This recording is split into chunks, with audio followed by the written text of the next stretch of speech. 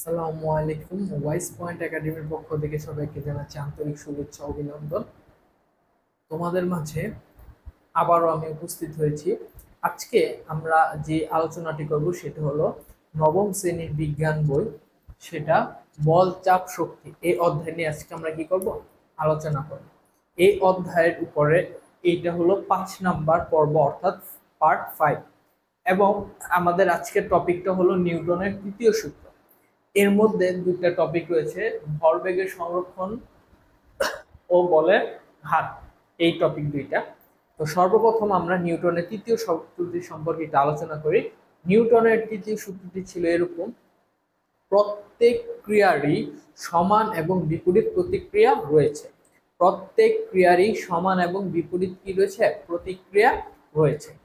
এই পর্যায়ে আমরা এই টপিক অনুসারে আমরা যদি একটু প্রমাণটা দেখতে যাই যে প্রত্যেক ক্রিয়ারই কিভাবে সমান ও বিপরীত প্রতিক্রিয়া থাকে, সেটা হলো এরকম: ধরো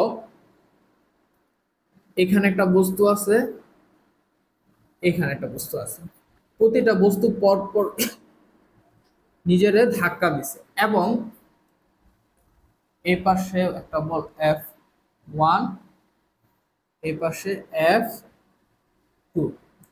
এখন F1 F2 F2, তোমরা একটু খেয়াল করো এখানে কি ঘটেছে।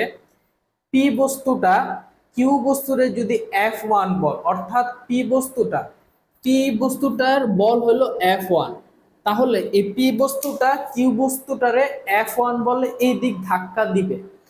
কিউ বস্তুটাও, কি বস্তুর বল হলো F2, এই কিউ বস্তুটা পি বস্তুটাকে,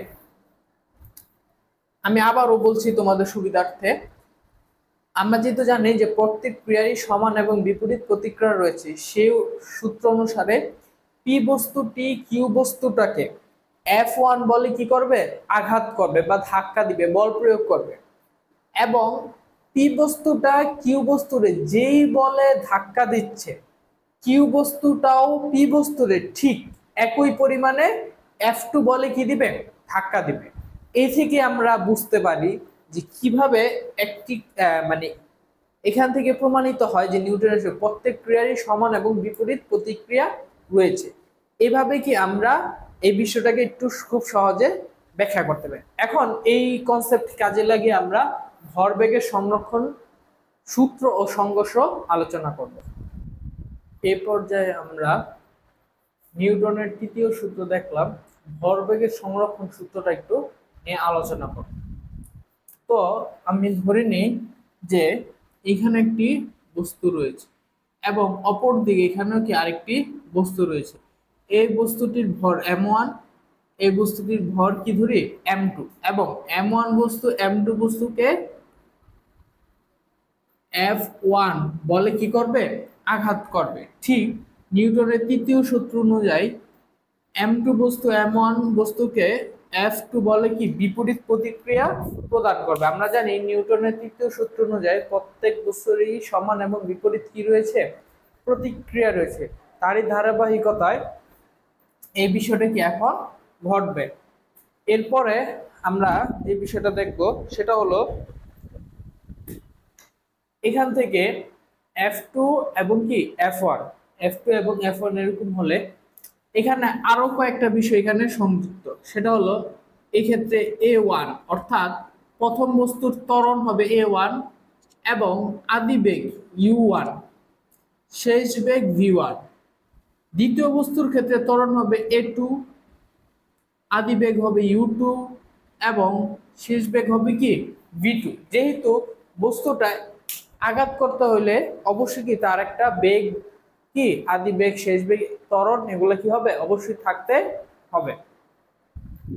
এখন দেখো কি ঘটে এখানে, সেটা হলো এরকম যে এখান থেকে আমরা কি পাই, এখান থেকে আমরা এভাবে লিখতে পারি যে F1 equals to minus F2, বা আমরা জানি F ইজ ইকুয়াল টু কি MA, তাহলে আমরা লিখি MA বা মাইনাস MA। এটা কিসের সূত্র, F equals to MA, F equals to MA, নিউটনের দ্বিতীয় সূত্র অনুযায়ী কি আমরা এটা পাই। সেই ক্ষেত্রে এই পাশে আমরা আবার কি লিখতে পারি, এই পাশে আমরা এভাবে লিখতে পারি যে এম এ। তো এম এর বদলে আবার কি লিখতে পারি, এর বদলে লিখতে পারি এরকম V minus U by T, এবং এখানে কি হবে ভি ওয়ান ইউ ওয়ান। আবার সেম একই ক্ষেত্রে M into V two minus U two by T. Sir এই জিনিসটি কিভাবে আসলো, সেটা হলো A equals to V minus U by T. এই সূত্র থেকে কি আমরা এটা খুব সহজে কি করতে পারি, লিখতে পারি। এখন দেখো তো কি করা যায়। এখন আমরা উভয় পাশে টি কে কাটি, তাহলে আমরা এখন কি পাই, আমরা দেখতে পাই এখানে কিন্তু m1 a1 m2 a2 এরকম একটা হবে। এপাশে আমরা দেখতে পাই এখন যদি আমরা গুণ করি তাহলে এরকম আসে m1 v1 m1 v1 minus m1 u1 m1 u1 equals to minus m2 v2 minus m2 v2, তারপরে a মাইনাস তখন হয়ে যাবে কি প্লাস m2 u2। এরকম কি আমরা একটা ফিগার দেখতে পারি। তার পরবর্তীতে যদি আমরা এখান থেকে একটু কাজ করি তাহলে আমরা কি দেখতে পারি, একটু খেয়াল করো যে এখানে আমরা একটু কাজ করলে এখানে মাইনাস আছে এই পাশে, তাহলে আমরা এই মাইনাসটাকে এই পাশে নিয়ে যাই, তাহলে আমাদের সুন্দর হয়।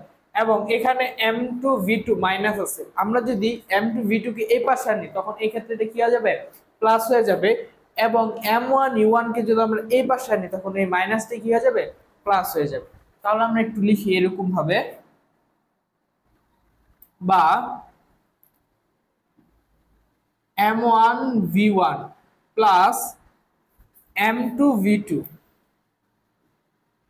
m2 v2 ইকুয়ালস টু, এখানে আবার কি দেখতে পাই আমরা এই পাশে, তখন থাকে এরকম m1 u1 plus m2 u2 এরকম একটা কি আমরা সমীকরণ পাই।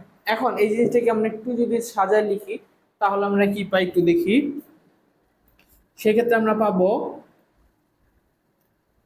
m1 u1 plus m2 u2 equal m1 v1 plus m2 v2, অর্থাৎ এই জিনিসটাকে এই পাশে আনছে এবং এই পাশেরটা কি ওই পাশে নিয়ে গেছে। তাহলে এই যে যে জিনিসটা পাই এইটা হলো একটা সমীকরণ। এবং এটা কিসের জন্য সমীকরণ হবে আমি একটু লিখি, তারপর তোমাদের ব্যাখ্যাটা দিচ্ছি। সংঘর্ষের পর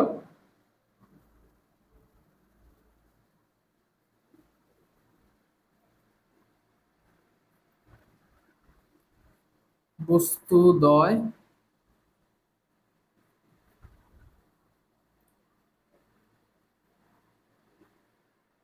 বিপরীত দিকে গেলে,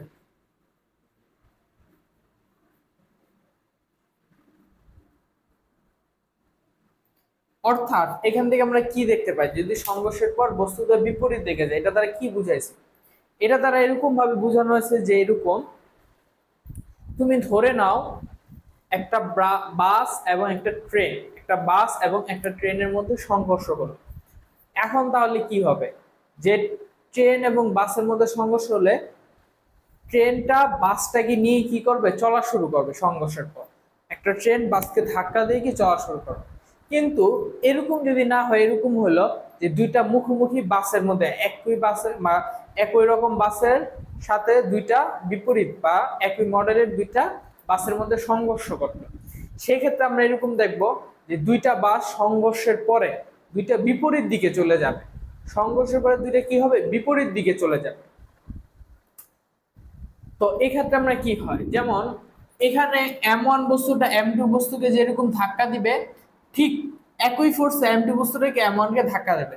এখন সংঘর্ষের পর এই দুইটা যদি দুই পাশে চলা শুরু করে সেই ক্ষেত্রে আমরা ভরবেগের সংরক্ষণ সূত্র এইটা আমরা পাই। এখন যদি এরকম হয় যে বাস এবং ট্রেন আবার জাহাজ এবং ছোট নৌকা, লঞ্চ অথবা নৌকা এর মধ্যে কি হলো, সংঘর্ষ হলো, সেই ক্ষেত্রে আমরা কি দেখতে পাই? সেই ক্ষেত্রে দেখতে পাই যে বাস এবং ট্রেনের সংঘর্ষ হলে ট্রেন এই বাসটাকে নিয়ে কি করবে, চলা শুরু করবে, যদি না ট্রেনের যে মাস্টার আছে উনি ট্রেনটাকে থামায়। শিপের ক্ষেত্রে ঠিক একই রকম, শিপ বা জাহাজের ক্ষেত্রে এই জাহাজ ছোট নৌকাকে নিয়ে বা ছোট লঞ্চকে নিয়ে গিয়ে চলা শুরু করবে, যেই পর্যন্ত না ওই জাহাজটা কি তার গতিকে রোধ করতেছে, ক্যাপ্টেন জাহাজটাকে কি থামাইতেছে, এর আগ পর্যন্ত কি জাহাজ ওইটা নিয়ে কি চলা শুরু করবে। আশা করি তোমরা এই বিষয়টা কি ক্লিয়ার হয়েছে। যখন একই বিপরীত দিকে যাবে তখন কি এরকম। এখন যদি এরকম হলো যে স্যার যে না এরকম না, এখন হবে এরকম, সংঘর্ষের পর একই দিকে যদি যায় তাহলে কি হবে? যদি সংঘর্ষের পর একই দিকে যায় তাহলে হবে এরকম, আমি এই বিষয়টি একটু ক্লিয়ার করে মুছে দেই। আচ্ছা, এখন সংঘর্ষের পর যদি একই দিকে যায় সেক্ষেত্রে এরকম হবে, আমি একটু লিখি বিষয়টা। সূত্রটা তখন দাঁড়াবে m1u1 plus m2u2, m1u1 plus m2u2 equals to m1 plus m2 bracket v। আচ্ছা, এই ক্ষেত্রে v একটা কেন হইলো? আচ্ছা, তোমরা একটু দেখো, যখন একই দিকে যাবে তখন কিন্তু বল একটা হয়ে যাবে, তখন বল কি হয়ে যাবে, একটা হয়ে যাবে, এবং ভিও কি হয়ে যাবে, একটা হয়ে যাবে। আমি একটু বিষয়টা দেখাই, যখন সংঘর্ষের পর একই দিকে যাবে তখন তো বল কি থাকবে, একটা, এবং শেষ বেগও কি থাকবে, একটা থাকবে, কারণ কি দুইটা বস্তু একই দিকে যাচ্ছে, তাহলে শেষ বেগটাও সেই ক্ষেত্রে কি হবে, একটাই হবে। তাই এই ক্ষেত্রে আমরা কি ভি একটাই লিখবো। তো আমরা এই বিষয়টা কি এখান থেকে পাইলাম। তাহলে এটা আমরা কিভাবে লিখতে পারি বা ব্যাখ্যায়িত করতে, সংজ্ঞায়িত করতে পারি যে সংঘর্ষের পর বস্তুদ্বয় একই দিকে গেলে, সংঘর্ষের পর বস্তুদ্বয়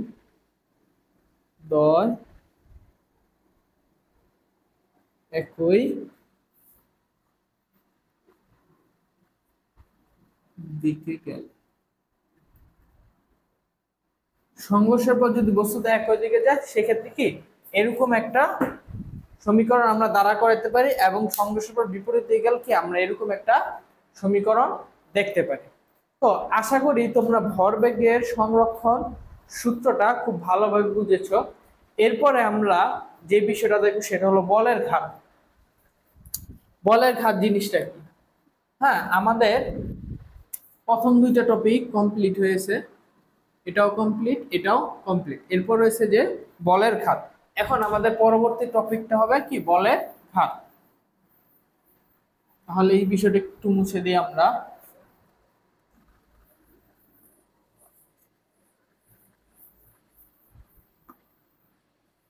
এবার আমরা যে টপিকটা পড়বো সেটা হলো কি, বলের ঘাত। আর আমি একটু লিখি বলের ঘাত সম্পর্কে। বলের ঘাত, এখন বলের ঘাত এই টপিকটার মধ্যে যদি প্রশ্ন আসে এরকম যে বলের ঘাত কাকে বলে, বলের ঘাত কাকে বলে, তাহলে উত্তর হবে এরকম, বল এবং সময়ের গুণফলকে বলের ঘাত বলা হয়। বল এবং সময়ের গুণফলকে বলের ঘাত বলে। তাহলে আমরা এভাবে লিখি, বল এবং সময়ের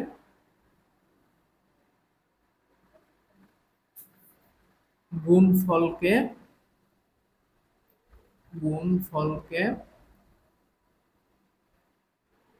বলের ঘাত বলে, ঘাত বলে। এবার একটু খেয়াল করো যে বলের ঘাত এটা সমান আমরা কি লিখতে পারি। এভাবে আমরা লিখতে পারি যে বলের ঘাত ইকুয়ালস টু বল ইনটু সময়। তাহলে আমরা এরকম পাইলাম যে বলের ঘাত ইকুয়ালস টু কি, বল ইনটু সময়। এই বিষয়টা কি আমরা এখান থেকে ইজি ভাবে দেখতে পাচ্ছি যে বলের ঘাত ইকুয়ালস টু কি, বল ইনটু সময়। এখন আসো যে এই বলের ঘাত, বল ইনটু সময়, এই জিনিসটাকে আমরা আরেকটু ব্যাখ্যায়িত করি। সেক্ষেত্রে আমরা আমাদের কাছে চলে যেতে হবে এরকম, আমরা চলে যাই যে নিউটনের দ্বিতীয় সূত্র হতে পাই। মানে কি নিউটনের দ্বিতীয় সূত্র হতে পাই। আমরা জানি নিউটনের দ্বিতীয় সূত্র equals to F equals to M A. F equals to কি এম এ, বা F equals to M into V minus U by T, এটাকে আমরা লিখতে পারি। তোমরা চাইলে সাইড নোট দিতে পারো। সুতরাং A equals to V minus U by T, এটাকে আমরা একটু দিয়ে দিই যদি ইচ্ছা করো। তাহলে দেখো এখানে কি হয়, আমরা টিটাকে এ পাশে নিয়ে আসি, তাহলে কি হবে এফ এর সাথে গুণ হয়ে যাবে, এফ ইন্টু টি তখন পাবো। আর এ পাশে আমরা কি পাবো, m v minus m u. এটা আবার কি ভরবেগের পরিবর্তন। তাহলে এই অংশটুকু থেকে আমরা কি পাই একটু যদি খেয়াল করি,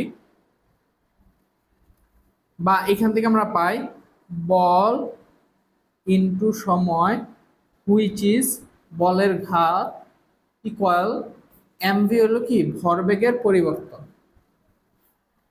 এমভি হলো ভরবেগের কি পরিবর্তন, সেটা আমরা লিখি ভর বেগের পরিবর্তন। ঠিক আছে, আমরা এখান থেকে দেখতে পাই।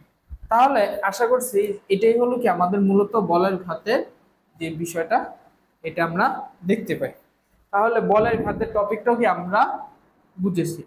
তো আজকের মতো এই অধ্যায়ের উপরে এই টপিকটাই ছিল আমাদের আজকে আলোচ্য টপিক। আশা করি তোমরা এই টপিকটা খুব ভালোভাবে বুঝেছো। এই অধ্যায়ের উপরে আমরা পরবর্তীতে আরো এই পুরো অধ্যায়টা কভার করে ভিডিও আপলোড করব। এই ভিডিওগুলো তোমরা অবশ্যই দেখবা, এই আমন্ত্রণ রইল তোমাদের কাছে। আমাদের ইউটিউবটাকে চ্যানেলটাকে সাবস্ক্রাইব করবে এবং ফেসবুক পেজে লাইক করবে। গ্রুপ আছে আমাদের ফেসবুক গ্রুপ, ওইখানে জয়েন হয়ে যাবে আমাদের সাথে সহজে, তাহলে কি তোমরা কানেক্টেড থাকতে পারবে। আজকের মতো এখানেই ক্লাস শেষ। সবাই ভালো থাকবে। আলবিদা, বেঁচে থাকলে আবার দেখা হবে। আসসালামু আলাইকুম।